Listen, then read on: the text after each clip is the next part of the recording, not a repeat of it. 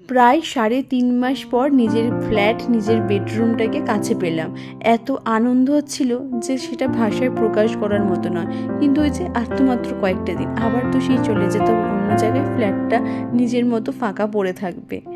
তো ঘুরছিলাম যখন ফ্ল্যাটে, কত কিছু মনে পড়ে যাচ্ছিল। বিয়ের পর প্রথম যখন ফ্ল্যাটে এলাম, কত সুন্দরভাবে ফ্ল্যাটটাকে গুছিয়ে নিজের মতো করে রাখতাম।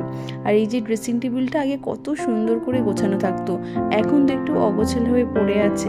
আর ওই যে তুলসী গাছটা দেখলাম শুকিয়ে গেছে, কিন্তু আবার দেখলাম বেশ ছোটো ছোটো চারা বেরিয়েছে, দেখে কিন্তু ভারী আনন্দ হলো।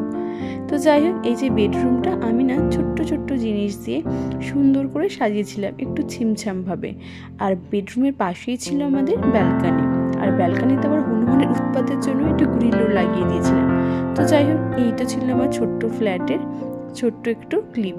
আর এদিকে দেখি মা রান্না বান্না শুরু করে দিয়েছে, কারণ আজকে আবার জামাই ষষ্ঠী। মা তো জামাই ষষ্ঠী দিন খাওয়াতে পারিনি, তো ওই জন্য মানে আমরা যবে এসেছিলাম তার পরের দিন এটা সেলিব্রেট করা হয়েছিল।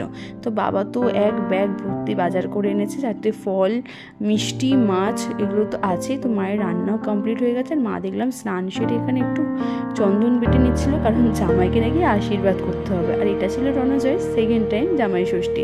তো জামাইও খুশি, শাশুড়িও খুশি। জামাই তো এত রকম খাবার মিষ্টি দেখে একেবারে খুশি হয়ে গেছে, আর শাশুড়ি খুশি হয়েছে জামাইকে এতদিন পর কাছে পেয়ে।